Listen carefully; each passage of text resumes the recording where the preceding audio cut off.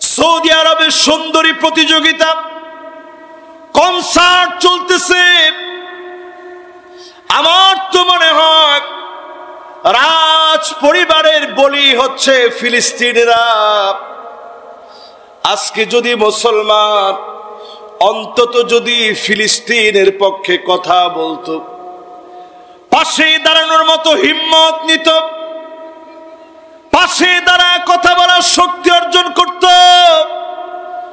গুটি কয়েক ইহুদি রাষ্ট্রহীন, সম্মানহীন, মর্যাদাহীন, অপদস্থ, লাঞ্ছিত এই ইহুদিরা টুকরা টুকরা হয়ে যেত। সময় বেশি দিন বাকি নেই, জমিনে ইহুদিদেরকে যিনি টুকরা টুকরা করে দিবেন তিনি কে? রাসূল স্পষ্ট হাদিসের মধ্যে বলে গেছেন, লা তাকুমুস সাআ হাত্তা তুকাতিলুল ইয়াহুদ। উম্মতেরা ততদিন পর্যন্ত এই দুনিয়া শেষ হবে না, আগে তো ইহুদিরা মরবে, এমন ভাবে মরবে, ফায়াকুলুল হাজার ওয়ারা ইহুদি, পাথর বলবে আমার পিছনে ইহুদি লুকায় আছে, ইহুদিদেরকে ধ্বংস করা হবে। তিল তিলে ইহুদিরা মারা যাবে, তিল তিলে ধ্বংস হবে, সমূলে মূলোৎপাটন হবে। পাথর পর্যন্ত বলবে ইহুদি লুকায় আছে, ফাকতুলহু, এখনই তার গর্দানটাকে দেহ থেকে আলাদা বানায় দাও। বলেন আল্লাহু আকবার। এমন সময় আসবে একটা পাথর পর্যন্ত বলবে ইহুদি পিছনে আছে, তার গর্দানটা উড়ায় দাও। একটা মাত্র গাছ বলবে না, ইল্লাল গারকাত, কোটি কোটি ডলার বাজেট করে এই গরকত গাছ তেল আবিব জুড়ে তারা লাগিয়েছে। পুরা ইহুদিরা ইসরায়েল জুড়ে গাছটাকে লাগিয়ে রেখেছে, কারণ তারা বিশ্বাস করে আল্লাহ নবী যাহা যখন যেভাবে বলেছেন একটি কথা অসত্য হতে পারে না। বিলিয়ন বিলিয়ন ডলার খরচ করে গাছ লাগালেন, গরকত গাছ, মরুর বুকে উদ্যান প্রকল্প হাতে নিয়েছে শুধু নিজেদেরকে বাঁচানোর জন্যে, অথচ তাদের পায়ের নিচে ধুলিবালি পর্যন্ত বলে দিবে আমাদের নিচে ইহুদি আছে, আমার উপরে ইহুদি দাঁড়ায় আছে, ফাকতুলহু, গর্দান উড়ায় দাও, বাঁচার অধিকার কোন ইহুদির নাই। ঠিক কিনা বলে? সময় আসতেছে, পৃথিবী সেই দিকে যাচ্ছে। আজকে দেখেন অনেক অমুসলিমদের দেশে ফিলিস্তিনকে নিয়ে তারাও প্রতিবাদ করতেছে। এটা সাধারণ ব্যাপার না। এইরকম লোকেরা মিছিল করতেছে যারা কোনো নাস্তিক, একেবারে কোনো কিছুতে বিশ্বাস করে না। খ্রিস্টান তারা মিছিল করতেছে, ইউনিভার্সিটির ছেলেরা মিছিল করছে। এই অমানবিকতার বিরুদ্ধে যারা দাঁড়াচ্ছে, মিছিল করতেছে, এটা একটা মুসলমানদের জন্য গণজোয়ার তৈরি হয়ে যাবে। ঠিক কিনা বলেন?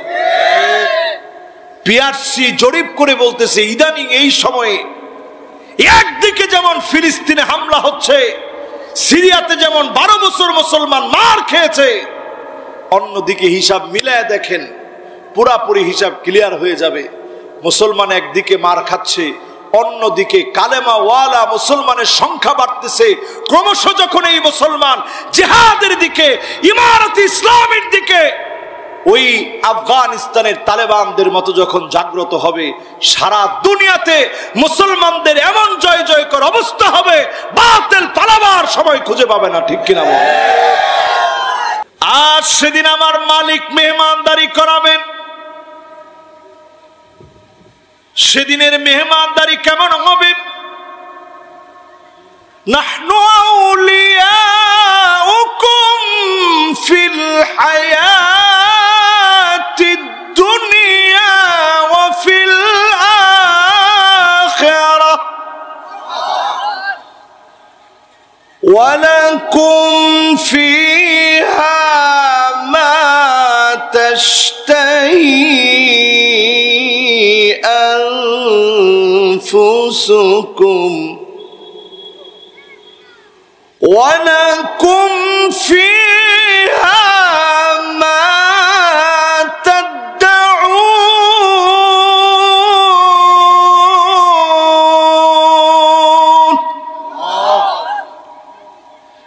চতুর্দিকে ফেরেশতারা বলবে কি মনে চাবে সব আজকে আল্লাহ দিবেন মনের কোনো ইচ্ছা বাকি রাখবেন না দুনিয়ার জীবনে সব ইচ্ছা কোনো মানুষের পুরা হয় না হাজার কোটি টাকার মালিক এমন অনেককে আমি চিনি জীবনে হাজার কোটি টাকার মালিক হয়েছে আমি একজন ভাইয়ের নাম না বললাম সর্বপ্রথম যেদিন ওনার সাথে সাক্ষাৎ হয়েছে ওনার বাসায় উনি নিয়ে গেছেন তা আমি মনে করছি এই হাজার কোটি টাকার মালিক কয়েকজন সন্তান তো ওনার থাকবেই ঘরের ভিতরে গেছি আমি জিজ্ঞাসা করলাম ভাই আপনার কয় ছেলে মেয়ে লোকটা মাথা নিচের দিকে দিয়ে দিস একটু পরে বলছে হুজুর আমার একটাই ছেলে কিন্তু ছেলেটা প্রতিবন্ধী অসুস্থ আমি ছেলেটাকে দেখতে গেলাম গিয়ে দেখি ছেলেটা হাত বাড়ায় দিছে কিছু বলতে পারে না লক্ষ্য করে তাকায় দেখতেছি হাজার কোটি টাকার মালিক যেই লোকটা তার আদরের একটা মাত্র সন্তান হাতের ভিতরে একটা কাগজ নিয়া এরকম কাগজটারে মোড়ায়া কাগজটার দিকে তাকায় আস আমি অবাক হয়ে গেলাম দেখি তার হাত থেকে কখনো কাগজ পড়ে না সব সময় একটা কাগজ থাকে আমি যখন নিচে ওনার অফিস রুমে আসলাম বললাম ভাই সব সময় দেখলাম আপনার ছেলের হাতে একটা কাগজ থাকে কি কারণ বলছে ভাই রে আমি সারাটা জীবন শুধু টাকা গুনছি আমার ছেলে শুধু কাগজ গুনে আর আমি টাকা গুনি আমি টাকা গুনছি হাজার কোটি টাকার মালিক হয়েছি কিন্তু সন্তান শুধু একটা কাগজের দিকে তাকায় থাকে কোনটা টাকা কোনটা কাগজ পার্থক্য করার ক্ষমতাটুকুন পর্যন্ত নাই আল্লাহ রাব্বুল আলামিন দুনিয়ার জীবনে বোঝায় দিলেন এই দুনিয়ার জীবনে কারো টাকা হবে কারো সন্তান হবে কারো টাকা সন্তান দুইটাই হবে সন্তান মানুষ হবে না কারো সন্তান মানুষ হবে টাকা হবে না কারো টাকা আছে অসুস্থতাও আছে কারো অসুস্থতা নাই সুস্থতার নিয়ামত দিয়েছেন তেমন টাকা নাই দুনিয়ার জীবনে মানুষ সব কিছু পাবে না নুজুলাম মিন গফুরির রহিম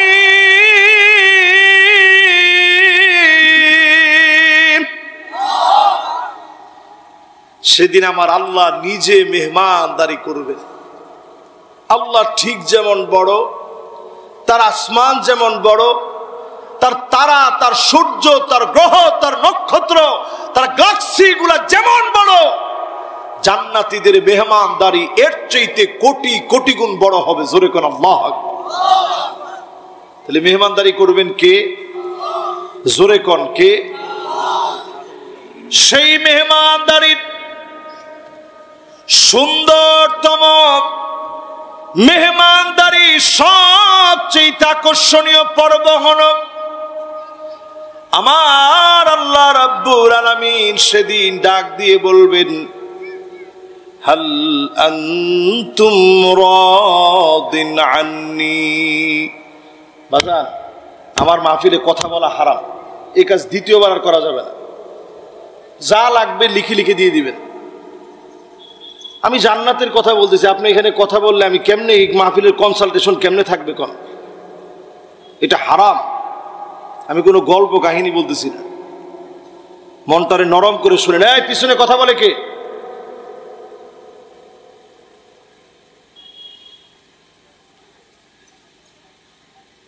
মানুষের বুঝ কবে আসবে কোন? এই দুনিয়া আমরা কেন বাইচে আছি? আহারে মুসলমান, এখনো বুঝার মতো শক্তি আমাদের ভিতরে আসে নাই। আমরা এরকম মুসলমান হইছি। মনোযোগ আছে তো সবার? একটু ধমক টমক দিলাম, মনে কষ্ট পান নাই তো? এটা আপনাদের হকের কথা চিন্তা করে কর্তৃপক্ষরে ধমক দিলাম।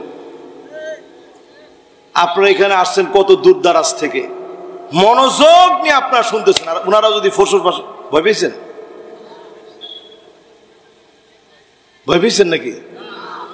আরে মুসলমান, গুলি চালাইলো এই জায়গা থেকে আমরা ভয় পেয়ে সরবো না ইনশাল্লাহ। কি বলেন? আমরা যে হালতে আছি মরতে রাজি, কিন্তু এই স্থান ছাড়তে রাজি না। ঠিক আছে তো ইনশাল্লাহ?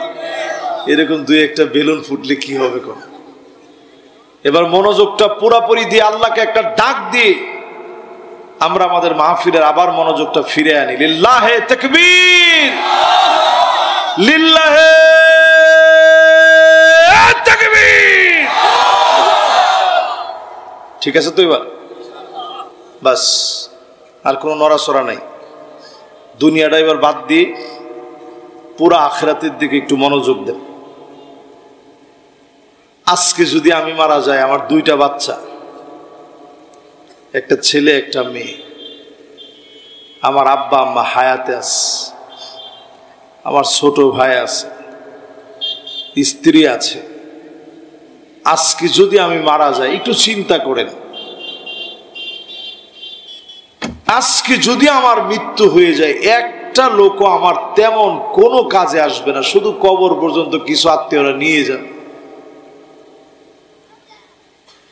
এমনও তো হতে পারে নিশ্চিহ্ন হয়ে যেতে পারি, কবর পর্যন্ত নাও হতে পারে। আমার আপনার হায়াতের জীবন হঠাৎ করে একদিন ফুরায় যাবে। প্রকৃত পক্ষের ইমানদারদের সুখের ঠিকানা চক্ষু বন্ধ হওয়ার পরে যিনি শুরু করে দিবেন তিনি কে?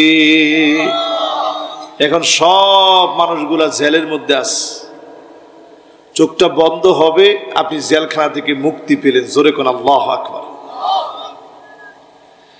সেই দিন আমার আল্লাহ নিজে মেহমানদারি করে বলবেন, হাল আনতুম রাদিন আন্নি,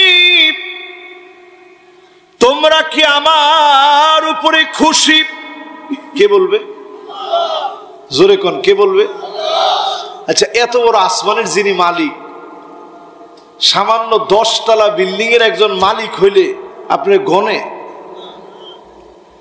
একজন সামান্য চেয়ারম্যান হলে এলাকার জনগণ যদি আপনি দুয়ারে দুয়ারে ঘুরেন, একটু ঘুরে দেখেন, একজন মেম্বারের কাছ থেকেই আপনি একটু সময় নিয়ে দেখেন, সময়টা পাওয়া কত কঠিন। আর সেদিন কুল কায়নাতের মালিক আপনারে বলবে, গোলাম তুই কি আমার উপরে খুশি? জোরে কর আল্লাহু আকবার। ঢাকা শহরে যারা বাড়িওয়ালা আছে, ওনারা অবশ্যই কথা শুনলে একটু কষ্ট পাবে, রাগও করবে, দেখছো হুজুর আমগো বিরুদ্ধে বলল।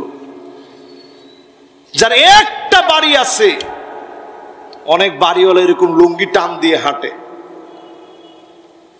আর কিছু হইলেই মুখের আগে হাত চলে। মুখের আগে কি চলে? এটা কি আপনাদের এই কেশবপুর এলাকার, মমিনপুর এলাকাতে এরকম ধনী লোক আছে যার মুখের আগে হাত চলে? আরে কথা কয় না। কিসের জোরে? একটুখানি টাকার জোরে।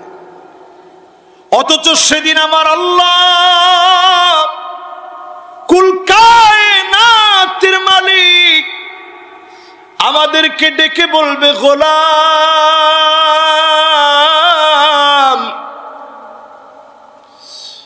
আজকে তুই কি আমার উপরে খুশি?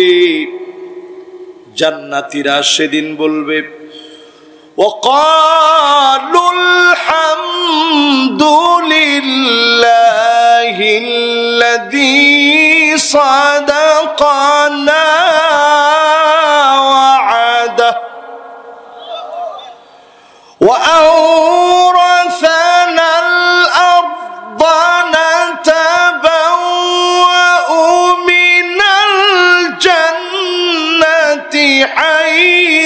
نشاء فنعم أجر العاملين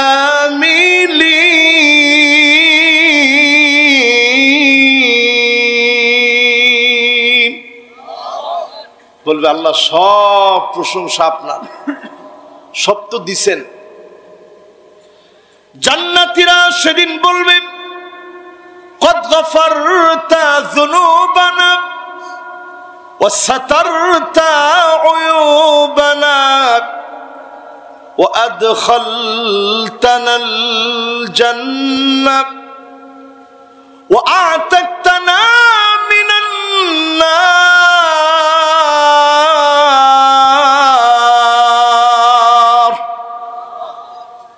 আল্লাহ সব দিছেন। এক নাম্বার গুনাহগুলা গোপন করছেন, কত কত গুনাহ করছি সব গোপন রাখছেন। যদি প্রকাশ করে দিতেন লজ্জায় মাথা নত হয়ে যেত। আজকে যদি আমার গুনাহ এখানে দেখানো হতো আপনারা আমার ওয়াজ শুনতেন না। আমরা এত এত গুনাহ করি জীবনে, একদিনের গুনাহগুলা যদি স্মরণে আনেন কি পরিমাণ গুনাহ আজকের দিনে করছেন, আল্লাহ সেদিন গুনাহগুলা সব গোপন করে দিবেন। পড়েন আল্লাহু আকবার। আল্লাহ পাক গুনাহগুলা মাফ করে দিবেন। আল্লাহ রাব্বুল আলামিন গুনাহগুলা গোপন করলেন, গুনাহগুলা মাফ করলেন। জান্নাতে মালিক সেদিন প্রবেশ করাবেন। জাহান্নাম থেকে যিনি মুক্তি দিয়ে গোলামকে সম্মানিত করবেন তিনি কে? সেদিন জান্নাতীরা আল্লাহ রাব্বুল আলামিনের এই নিয়ামতের কথা বলবেন, আল্লাহ সব তো দিছেন, খুশি না হই কেমনে? আল্লাহ বলবে ইবাদি সালুনি ওতিকুম, আজকে কিছু একটা চাও, আমার দিতে বড় মনে চাচ্ছে। জোরে বলেন আল্লাহু আকবার। জান্নাতীরা বলবে আল্লাহ কি চামো, সব তো না চাইতেই দিছেন, আর কি চামো আল্লাহ? আল্লাহ বলবে গোলাম চা দিলে আমার বড় ভালো লাগে, তোরা চাইলে আমি দিলে আমার বড় ভালো লাগে, আমার কাছে চাও, আমি আল্লাহ তোমাদেরকে দিতে চাই। পড়েন আল্লাহু আকবার। সেই জান্নাতের ভিতরে মালিক সেদিন জান্নাতীদেরকে যখন বলবে চাও, আমি আল্লাহ তোমাদেরকে দিতে চাই, আদম আলাইহিস সালাম বলবে ও সন্তানেরা, আল্লাহর কাছে আজকে বলি জীবনে কোনদিন যেন জান্নাত থেকে বের করে না দেয়। সবাই মিলে আল্লাহকে ডাক দিয়ে বলবে আল্লাহ এই নিয়ামতের জান্নাত থেকে বের করে দিও না। আল্লাহ পাক একটা আওয়াজ দিয়ে বলবে উহিল্লু আলাইকুম রিদওয়ানি ফালা আসখাতু আলাইকুম বা'দাহু আবাদা। যাও গোলাম, খুশি হয়ে গেলাম, জীবনে কোনো দিনের জন্য রাগ করে জান্নাত থেকে বের করে দেব না। এবার আল্লাহ আবার বলবে হাল আনতুম রাদিন আন্নি, আমার উপরে তোমরা কি খুশি? আবার বলবে খুশি। জান্নাতীরা বলবে আল্লাহ সব দিছেন, খুশি না হই কেমনে?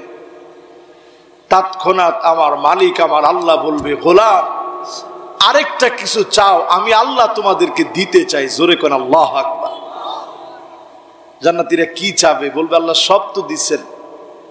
নবী মুসা আলাইহিস সালাম সেদিন জান্নাতীদেরকে স্মরণ করায় দিবে, আমি আল্লাহর সাথে কত কথা বলছি, তুর পাহাড়ের উপরে উঠে কথা বলছি, গাছের ভিতরে আল্লাহর নূরের প্রজ্বলিত তাজাল্লি আমি নবী মুসা দেখছি।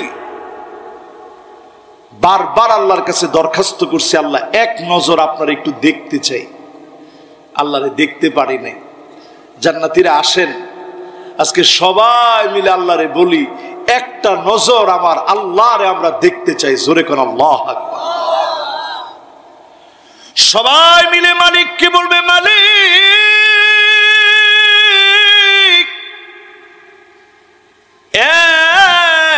নজর হলেও দেখতে চাই।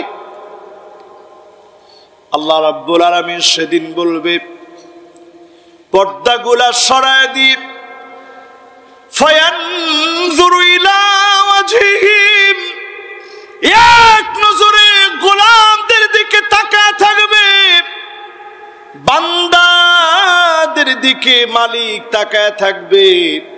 ওয়ায়ানজুরুনা ইলা ওয়াজহিহি, গোলামেরা এক নজরে মালিক আল্লাহর দিকে তাকায় থাকবে। প্রেমাস্পদ এই সম্পর্কের ভিতরে তাকায় থাকার ভিতরে যুগের পর যুগ, কালের পর কাল চলে যাবে। জোরে কোন আল্লাহু আকবার।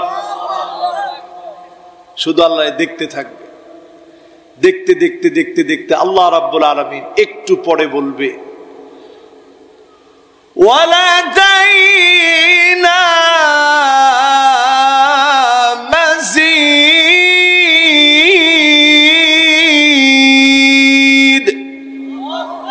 গোলাম এখানে শেষ না, আরো অনেক অনেক নিয়ামত আছে। মানুষ সেদিন সব পাবে। দুনিয়ার জীবনে যা ছাড়বেন ওইখানে পাবেন, যা ছাড়বেন ওইখানে পাবেন। হারাম ছেড়ে দেন, ওইখানে আপনার চাওয়াও লাগবে না, সব আল্লাহ হাজির করে দিবে। আজকে যারা গান বাজনা ছাড়বেন, সেদিন জান্নাতি হুররা সুরের তালে তালে সেদিন আপনারে শোনাবে, আপনি শুনবেন। জোরে কোন আল্লাহু আকবার। এখানে যারা বসছেন, বিশেষ করে আমার যুবকরা, এমন 7 শ্রেণীর মানুষ আছে যাদের জবান দিয়ে কালেমা নসিব হবে, জাহান্নামের আগুন হারাম বানায়া আল্লাহ তাআলা দুনিয়া থেকে কবুল করবে। জোরে কোন আল্লাহু আকবার। কয় শ্রেণীর মানুষ শুনবেন? কষ্ট হয়ে যাচ্ছে আপনাদের? এই 7 শ্রেণীর মানুষের গল্প ইনশাল্লাহ শেষ করে আপনাদের কাছ থেকে আমি বিদায় নিব, ঢাকা পর্যন্ত যাব, আল্লাহ যদি তৌফিক দেন। কয় শ্রেণী? 1 নম্বরে প্রিয় ভাইরা আমার, যতজন আজকের মাহফিলে বসলেন, কালেমা পড়েছেন, কালেমার উপরে আছেন, জন্মসূত্রে মুসলমান, এমন মুসলমানের সংখ্যা কম না বেশি? কি সূত্রে মুসলমান? জন্মসূত্রে মুসলমান। কোরবানির ঈদ আসতেছে, অন্তত কোরবানির সময় গরুর গোশত দিয়ে আমরা খাবো, এইরকম মুসলমানের কোনো অভাব আমাদের দেশে একেবারেই নাই। জন্মসূত্রে মুসলমান হইলে চলবে না। ঈমান জেনেছেন, কালেমার উপরে বুঝে শুনে ঈমানের উপরে থাকেন। জ্বালিয়ে দেওয়া হবে, পুড়িয়ে দেওয়া হবে, ঈমানের পথ ছাড়বেন না। এমন ঈমানদারদের জন্য হারামাহুল্লাহু আলাইহিন নার, জাহান্নামের আগুন হারাম হয়ে যাবে। এমন ঈমানদারদেরকে ডেকে ডেকে যিনি জান্নাতি বানায় দিবেন তিনি কে? তাহলে কেমন ঈমান? জ্বালায় দিবে, পোড়ায় দিবে, ঈমানের পথ ছাড়বে না। জোরে কোন আল্লাহু আকবার। একটু ফিলিস্তিনের দিকে তাকায় আসেন। ছোট ছোট এক একটা বাচ্চা, মনে হয় মাত্র একটা গোলাপ এই মাত্র ফুটেছে, এরকম বাচ্চাদেরকে শহীদ করে দিচ্ছে। ওই বাচ্চারাও দেখবেন কামানের সামনে দাঁড়ায়, জবানে তেমন কিছু বলতে পারে না, তারপরেও আঙ্গুলটা উঁচা করে কামানের সামনে দাঁড়ায় আঙ্গুল নাড়ায় নাড়ায় বলে, আমার আল্লাহ একক। মাথা যদি নত করা লাগে, আল্লাহর সামনে মাথা নত হবে। তাগুত কোন শক্তি ইহুদিদের সামনে মাথা নত হতে পারে না।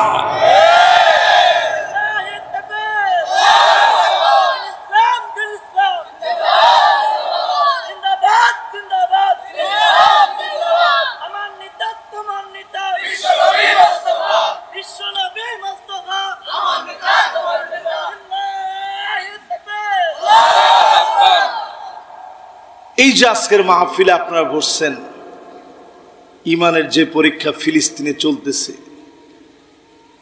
এই পরীক্ষা যদি আমাদের উপরে আসে কয়জন টিকবে একটু চিন্তা করেন, বলেন টিকবো? আমার তো মনে হয় না, যে আমি নিজের কথা বলি, কি পরিমাণ পরীক্ষা চলতেছে। 5 শতাধিক মসজিদ জমিনের সঙ্গে মিশায়া দিয়েছে। 3 শতাধিক ইমাম আলেম বড় বড় খতিবদেরকে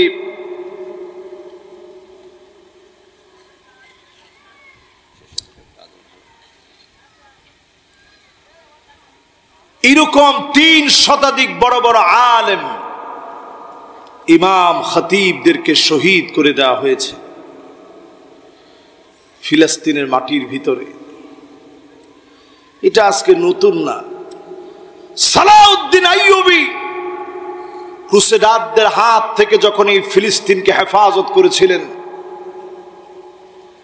সেই সময়ে এমন অবস্থা হয়েছিল, আযান দেওয়ার মতো বাইতুল মুকাদ্দাসের চারিপাশে একজন ইমামকে তারা জীবিত রাখে নাই। তাই বলে তারা ইসলামকে মাটির সাথে মিশাইয়া দিতে পারে নাই। জোরে কোন আল্লাহু আকবার। যুগ জমানা পাল্টে দিতে চাই না অনেকজন, এক মানুষে আনতে পারে জাতির জাগরণ। এই জাতির জাগরণ যুগে যুগে মহানায়কদেরকে প্রেরণ করে জাতিকে আল্লাহ রাব্বুল আলামিন জাগরিত করেছিলেন। জাগরণ সৃষ্টি হয়েছিল।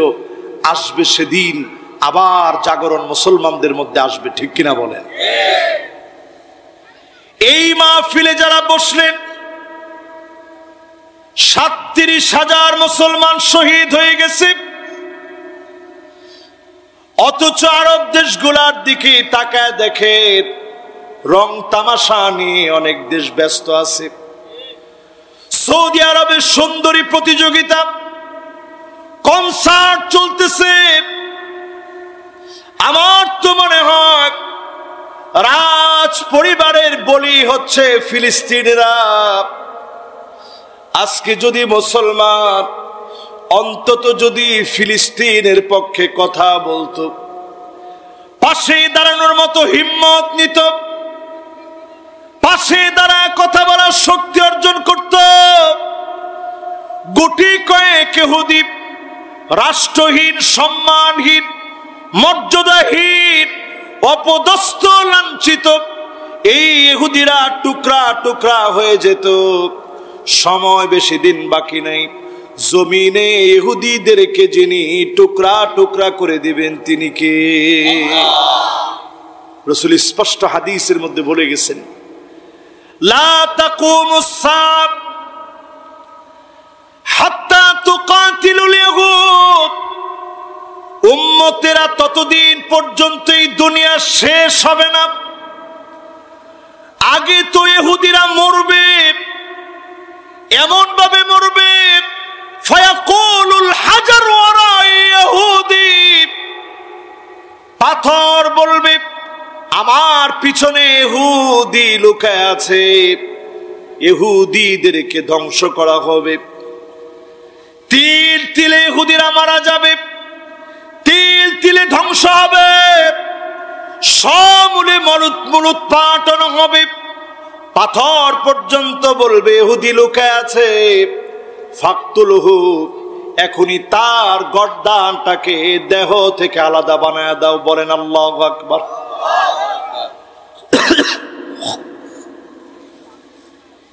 সময় আসতেছে মুসলমান, এমন সময় আসবে একটা পাথর পর্যন্ত বলবে ইহুদি পিছনে আছে, তার গর্দানটা উড়ায় দাও। একটা মাত্র গাছ বলবে না, ইল্লাল গারকাত, কোটি কোটি ডলার বাজেট করে এই গরকত গাছ তেল আবিব জুড়ে তারা লাগিয়েছে।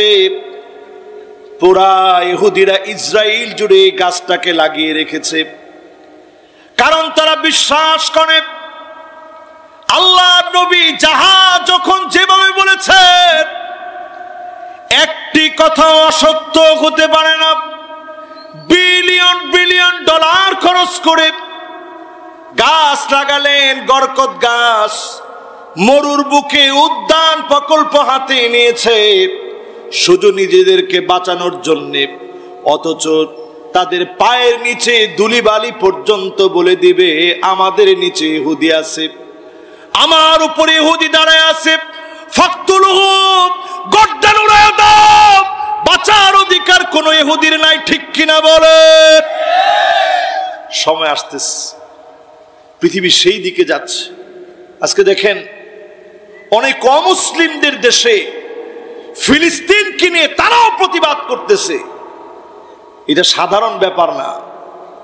এইরকম লোকেরা মিছিল করতেছে যারা কোনো নাস্তিক, একেবারে কোনো কিছুতে বিশ্বাস করে না। খ্রিস্টান তারা মিছিল করতেছে, ইউনিভার্সিটির ছেলেরা মিছিল করছে। এই অমানবিকতার বিরুদ্ধে যারা দাঁড়াচ্ছে, মিছিল করতেছে, এটা একটা মুসলমানদের জন্য গণজোয়ার তৈরি হয়ে যাবে। ঠিক কিনা বলেন? পিআরসি জরিপ করে বলতেছে ইদানিং এই সময়ে একদিকে যেমন ফিলিস্তিনে হামলা হচ্ছে, সিরিয়াতে যেমন 12 বছর মুসলমান মার খেয়েছে, অন্যদিকে হিসাব মিলায় দেখেন পুরাপুরি হিসাব ক্লিয়ার হয়ে যাবে। মুসলমান একদিকে মার খাচ্ছে, অন্যদিকে কালেমা ওয়ালা মুসলমানের সংখ্যা বাড়তেছে। ক্রমশ যখন এই মুসলমান জিহাদের দিকে, ইমারত ইসলামের দিকে, ওই আফগানিস্তানের তালেবানদের মতো যখন জাগ্রত হবে, সারা দুনিয়াতে মুসলমানদের এমন জয় জয়কর অবস্থা হবে, বাতিল পালাবার সময় খুঁজে পাবে না। ঠিক কিনা বল?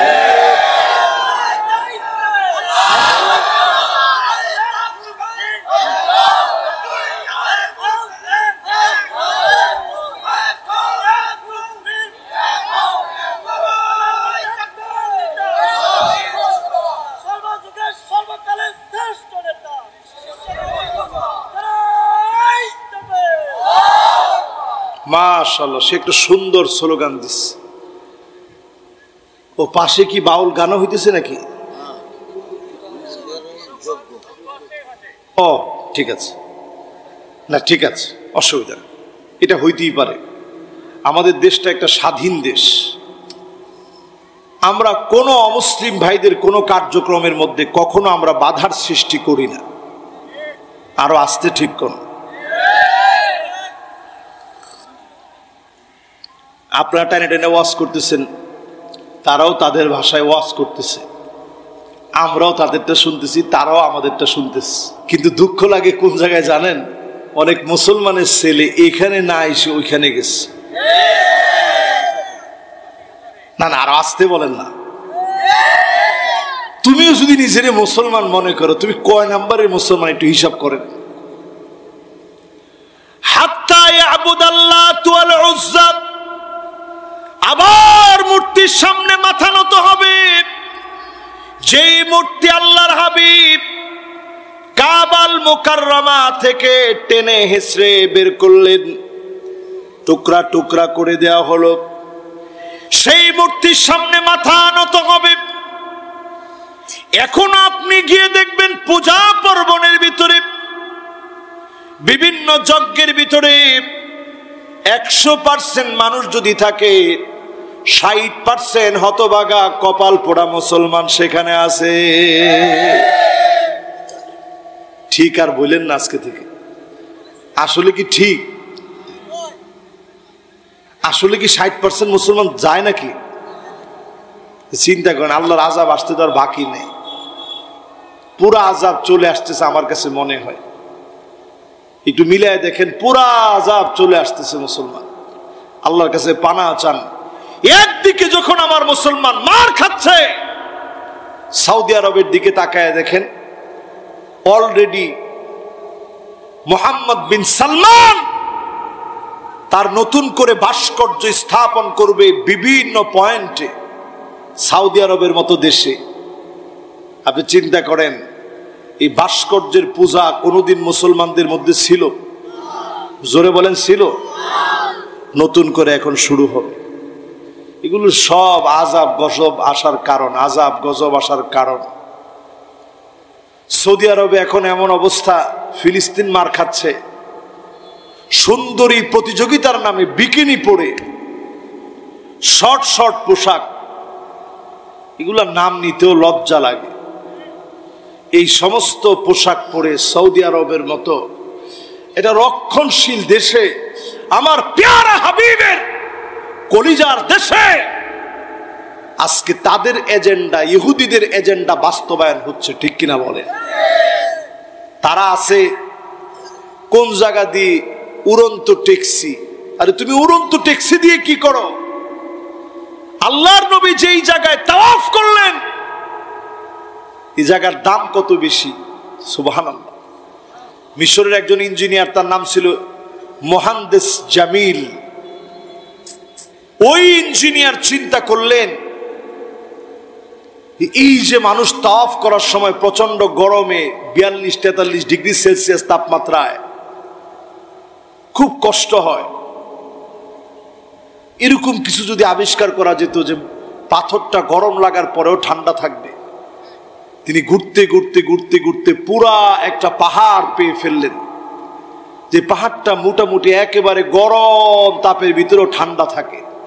পুরা পাহাড়টা কিনে এনে তিনি মক্কাতুল মুকাররমার তাওয়াফের জায়গার মধ্যে লাগাই দিলেন। দেখা গেল রোদের তাপেও, এখনো আপনি গেলে দেখবেন রোদের তাপ লাগার পরেও তাওয়াফের জায়গাটা পুরাটা ঠান্ডা থাকে। জোরে কোন আল্লাহু আকবার। এর মধ্যে 1টা বছর, 2টা বছর, 3টা বছর করতে করতে 15টা বছর কেটে গেছে। হঠাৎ করে মোহান্দেস জামাল ওনার কাছে আবার কল করা হলো যে মদিনাতুল মুনাওয়ারাতেও আমরা এইরকম একটা অবস্থা, প্রচন্ড তাপে, এইখানেও যখন মানুষ জিয়ারতে আসে খুব কষ্ট হয়, এজন্য এখানেও যদি এই পাথরগুলা দেওয়া যেত। উনি যোগাযোগ করে দেখলেন অলরেডি পাথর বিক্রি হয়ে গেছে। কোথায় বিক্রি হয়েছে তিনি তলব করে খুঁজে বের করলেন। 15 বছর পরে তিনি সেখানে গেলেন, যে লোক কিনে নিয়ে গেছে এই পাথরগুলা কই, গিয়ে দেখে ধুলাবালু পড়ে আছে, এখনো পর্যন্ত একটাও বিক্রি করতে পারে না, সব পড়ে আছে। তিনি একটা খালি চেক ধরায় দিলেন যে নেন এই চেক, যত টাকা লাগে আপনি বসায় নেন, যত অঙ্ক লাগে বসায় নেন, পুরাটা আল্লাহর হাবিবের মদিনাতুল মুনাওয়ারায় মসজিদে নববীতে ব্যবহার করা হবে। জোরে কোন আল্লাহু আকবার। ওই লোক বলছে এইটাতে আমার কোনো টাকা লাগবে না, এটা আমি এমনি দিয়ে দিলাম, আমার রসুলের মদিনায় লাগবে। ইঞ্জিনিয়ারকে বলা হলো আপনি আপনার পারিশ্রমিক যা চান খালি চেকের ভিতরে বসায় নেন।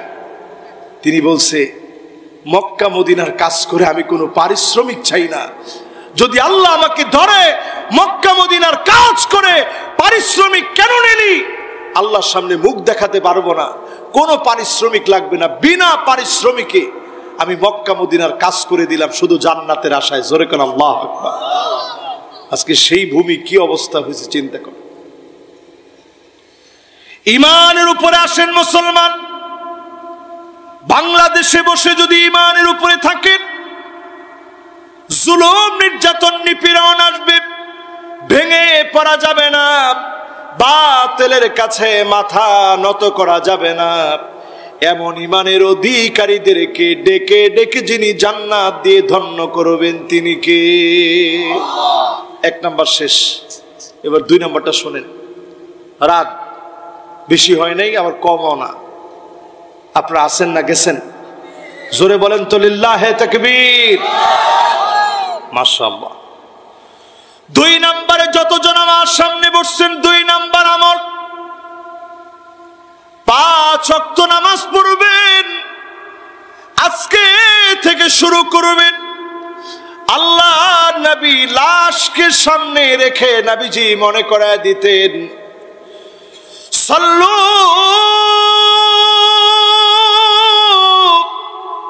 ক্বাবলান তুসাল্লা আলাইক, নামাজ পড়ো, নামাজ পড়ো। একদিন তোমার উপরে নামাজ দাঁড়ায় যাবে, যেদিন আপনার উপরে নামাজ দাঁড়ায় যাবে, ফজর পড়লেন ইমামের পিছনে, যোহর আসর মাগরিব এশা, সালাতুল জুমআ, সালাতুল ঈদ, সালাতুল ইস্তিসকা, সব নামাজ ইমামের পিছনে দাঁড়ায় পড়লেন।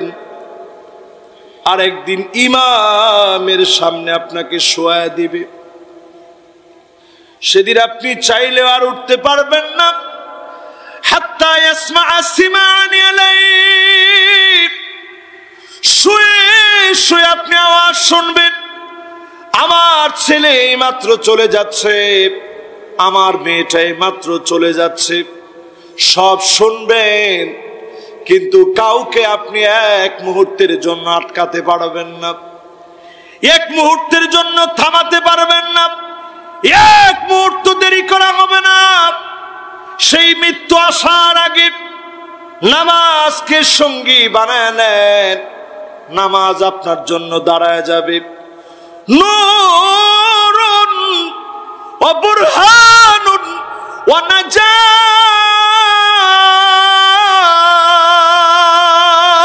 আল্লাহু আকবার। লোকটা বলবে, কোত্থেকে তুমি আসলা? আত্মীয় স্বজন, টাকা পয়সা, ধন দৌলত সব রেখে আসলাম, কেউ তো আমার সাথী হইল না, সঙ্গে আসলো না। নামাজ বলবে, আমি তোমার সাথী হয়ে গেলাম। আল্লাহর কাছে দাঁড়ায় বলবে, আল্লাহ, লোকটা কষ্ট করে নামাজ পড়েছিল, ফজর থেকে নিয়ে এসা ঘুমায় আবার চিন্তা করে রাখছে গিয়ে যে আমাদের সঙ্গে নামাজটা পড়বো। আল্লাহ, যে লোকের এত চেষ্টা ছিল, আল্লাহ আপনি এর মাফ করে দেন। সেদিন যখন নামাজ এরকম দোয়া করবে, ওয়া নাজাহ, তৎক্ষণাৎ নাজাতের ফয়সালা হয়ে যাবে। জোরে কান আল্লাহু আকবার। জাহান্নামের আগুন যারা হারাম বানাতে চান, ওযু করে সুন্দরভাবে ওযু করে রুকু সেজদা করে সুন্দর করে নামাজ পড়েন। আল্লাহ যেন তৌফিক দান করেন। পড়ে না আমিন। কয় নাম্বার গেছে ভাই? 2 নাম্বার। এবার কয় নাম্বার? 3 নাম্বারে তাকবীর উলার সঙ্গে নামাজ পড়েন। কিসের সঙ্গে? নামাজের মধ্যে মাসবুক হবেন না, পরে আইসা কোন রকম এরকম না, তাকবীর উলার সঙ্গে নামাজ পড়বেন।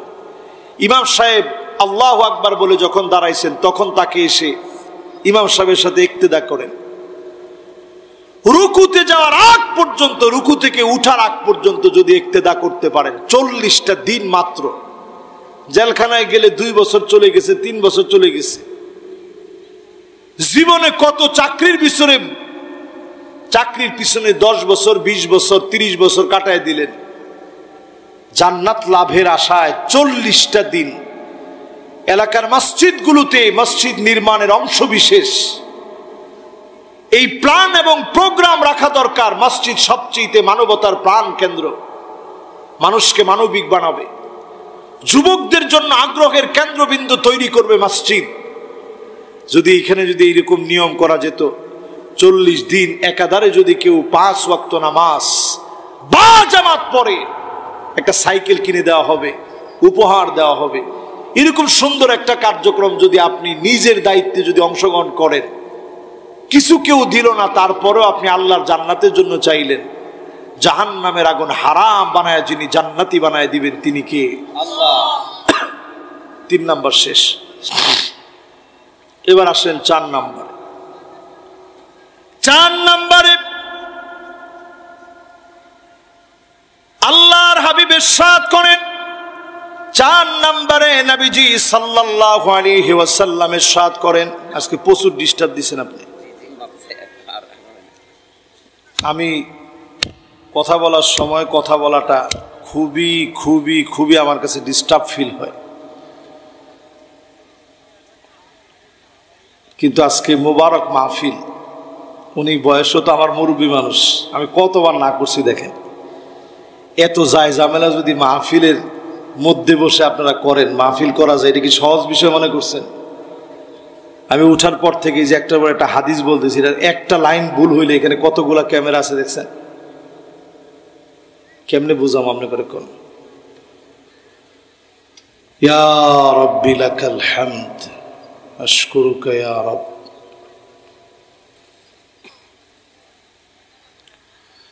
কয় নাম্বারে আছি খেয়াল আছে? দেখেন, এটা কিন্তু একটা দার্সের মতো হাবিজাবি ওয়াজ, এগুলো আমার পছন্দ লাগে না। আমি নিজেও এই সমস্ত ওয়াজ শুনিও না, করতেও চাই না।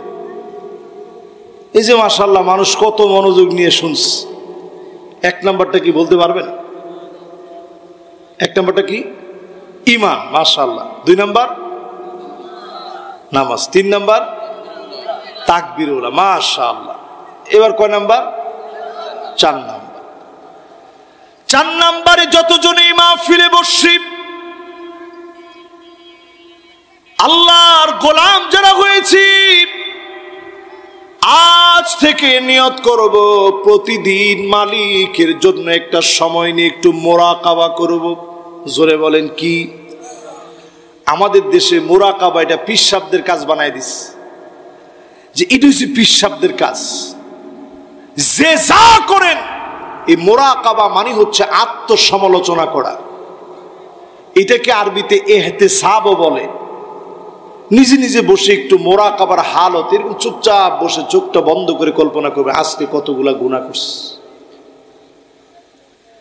এই মোরাকাবা করার সময় চোখ দিয়ে 2-1 ফোঁটা পানি বের হবে। আয় আল্লাহ, আপনার খেয়ে আপনার পড়ে নাফরমানি করে ফেলেছি, গুনাহ করে ফেলেছি, মাফ করে দেন। একটা বার যখন মালিকের জন্য কাঁদবেন, একদিকে চোখের পানিগুলা ঝরবে, অন্যদিকে যিনি গুনাহ খতা মাফ করে দিবেন তিনি কে? তাহলে করতে রাজি আছেন ইনশাআল্লাহ? প্রতিদিন অন্তত রাত্রে শুইছেন, এটার জন্য নির্দিষ্ট কোনো সময় নেই। শুইছেন, শুয়ে শুয়ে একটু ভাবতেছেন আহারে কত অন্যায় করছি আল্লাহ, আজকে যদি শেষ রাত হয় কি নিয়ে যাব আপনার কাছে। এই ইহতিসাব, মানুষের দোষ না দেখে নিজের দোষ ত্রুটিগুলো একটু দেখেন, মুহাসাবা করেন। চোখের পানি ছেড়ে কাঁদেন। আইনান লা তামাসসুহুমান নার, 2টা চোখের জন্য জাহান্নামের আগুন হারাম।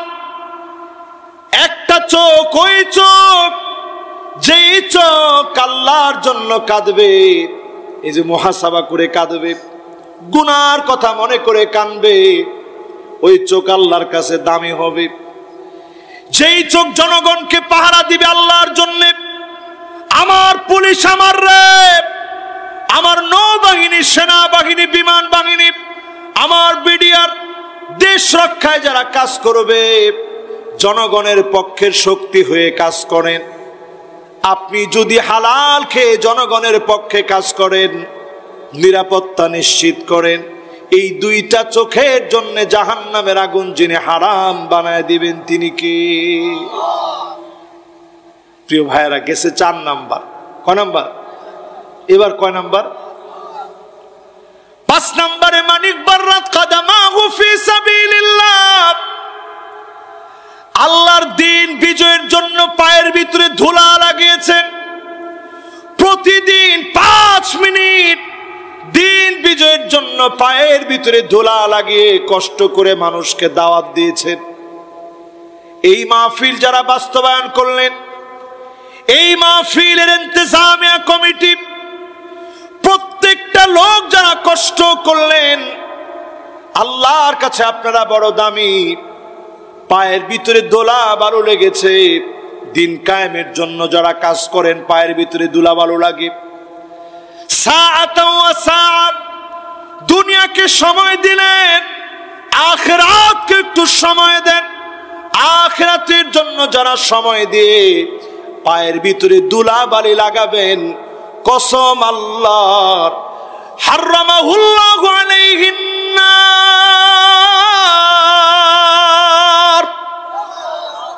জাহান্নামের আগুন হারাম হয়ে যাবে। আজকে থেকে কাজ করতে রাজি আছেন তো ইনশাআল্লাহ? সময় দান। কয় মিনিট সময় দিছেন আপনি একটু করে চিন্তা করে রাখেন, আল্লাহ একটু সময় তো আপনার দিন বিজয়ের জন্য দিছি। প্রতিদান যিনি দিবেনই দিবেন তিনি কে? কয় নাম্বার গেছে ভাই? মাশাআল্লাহ, সুন্দর মনোযোগ আছে। আর বাকি আছে কয়টা? মাশাআল্লাহ, আর 2টা বাকি। 6 নাম্বার শোনেন। ও কত গেল? ও 5 গেছে। 6 শুরু না? 6 আর 7 ইনশাআল্লাহ। 6 নাম্বারটা শুনেন। মান শাবা ফিল ইসলামি শাইবাতান, ইসলামের জন্য চুলগুলো পেকে গিয়েছে,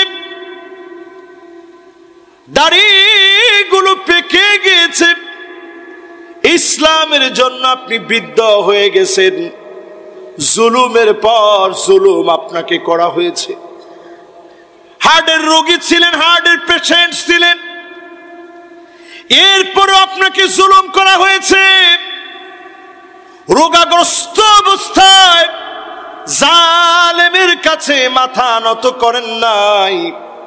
আল্লাহর হাবিব বলছে, হারামাহুল্লাহু আলাইহিন নার, জাহান্নামের আগুন ওই লোকটার জন্য যিনি হারাম বানায় দিবেন তিনি কে? আজকে থেকে নিয়ত করি, জেল, জুলুম, নির্যাতন, নিপীড়ন যে অবস্থায় আসুক না কেন, বাতিলের কাছে মাথা নত করব না। রাজি আছেন ইনশাআল্লাহ? কত নাম্বার এটা? 6 নাম্বার। এবার কয় নাম্বার? অনেকে মনে মনে কষ্ট পাইছেন না তো বলছেন একজনে, বাকিরা কি কষ্ট পেয়েছেন? মাশাআল্লাহ। এবার 7 নাম্বারটা শুনেন। কয় নাম্বার? 7 নাম্বার। 7 নাম্বারে যতজন বসলেন, যতজন এই মাহফিলে আসলেন, মান দাফানা সালাসা মিনাল ওয়ালাদ, 3টা সন্তান আপনার দাফন করেছেন। আজকে আপনি ফিলিস্তিনের দিকে তাকায় দেখেন, কত বাবার বুক গুলা খালি হয়ে গেছে। ইসমাইল হানিয়া, হামাসের লিডার, ওনার সন্তান দুনিয়া থেকে চলে গেছে। কত মায়ের বুক খালি হয়ে গেছে, কত বাবা সন্তান হারিয়ে ফেলেছে। আমি নিজের চোখে দেখেছি, সন্তান হারানোর পরে মিষ্টি বিতরণ করতেছে। লোকেরা গিয়ে বলছে, ভাই আপনি কি পাগল নাকি? আপনি মিষ্টি বিতরণ করলেন কেন? সন্তান চলে গেছে। লোকটা বলতেছে, আমার কোনো আফসোস নেই, যেই সন্তান আমার চলে গেছে আমি আল্লাহর কাছে এই সম্পদ রেখে দিছি। মিষ্টি বিতরণ করে বলতেছি, আল্লাহ মোটেও আমি বেজার হই নাই। আমার এক সন্তান চলে গেছে, বাকি আরো 4টা সন্তান আছে, তাদেরকেও তোমার রাহে তুমি কবুল করে নাও, আর এর বিনিময়ে ফিলিস্তিনের মাটিকে তুমি বিজয়ী বানায় দাও। এরকম যখন মুসলমান থাকে, এরকম বাপ, এরকম মা, এদেরকে সেদিন সন্তান টেনে টেনে আল্লাহর জান্নাতের দিকে নিয়ে যাবে। জোরে কোন আল্লাহু আকবার। ছোটবেলায় সন্তান মরে গেছে, জন্মের সময় সন্তান মারা গেছে, বাবার কত শখের সন্তান কাঁধে নিছে, পাহাড়ের সমান ভারী লাগতেছে, এত ভারী কেমনে নিব? আমার এক সন্তান দুনিয়া থেকে মারা গেছে। আমি যখন ওরে কুলে নিছি, ওর কোনো ওজনই নাই, 3 কেজি 4 কেজি, 3 কেজি না জানি 3 কেজির চাইতে কম। কিন্তু এই সামান্য ছোট বাচ্চা আমার কাছে মনে হয়েছে একটা পাহাড়ের মতো। আমার কাছে এত ওজন লাগতেছিল, আমি ভাবতেছিলাম, আরে এটা আমার কলিজার টুকরা একটা সম্পদ। এমন সন্তান যদি আপনার চলে যায়, আপনি আল্লাহর উপরে সবর করবেন। ফাসবরুন জামিল ওয়াল্লাহুল মুস্তাআন আলা মা তাসিফুন। আপনি সবর করবেন আল্লাহর জন্য, বাজে কোনো মন্তব্য করবেন না। আপনার সন্তান চলে গেছে, আপনার জন্য যিনি জাহান্নামের আগুন হারাম বানায় দিবেন তিনি কে? কয় নাম্বার? আরো জোরে। এই 7টা বিষয় যখন একটু পর্যালোচনায় রাখবেন, ইমানের হালতে থাকার চেষ্টা করবেন, মৌতের আগে আপনি বুঝবেন আমার আল্লাহ আমারে বড় ভালোবাসছে, আর দুনিয়ায় আমি বেশিক্ষণ থাকবো না। আইয়ুফিকাহু বিআমালিন সালিহিন ক্বাবলা মাউতিহি, মওতের আগেই কোনো না কোনো একটা ভালো কাজ আল্লাহ করার তৌফিক দিবেন। একদিকে ভালো কাজ করবেন, আরেকদিকে কালেমা জবান দিয়ে বের হবে। মান ক্বালা লা ইলাহা ইল্লাল্লাহ দাখালাল জান্নাহ। একদিকে লা ইলাহা ইল্লাল্লাহ বলতে থাকবেন, অন্যদিকে আল্লাহ আপনারে কবুল করে জান্নাতি বানায় দিবে। জোরে কোন সুবহানাল্লাহ। আলোর পথে 24, 24 ঘন্টা শুধু ইসলাম প্রচার।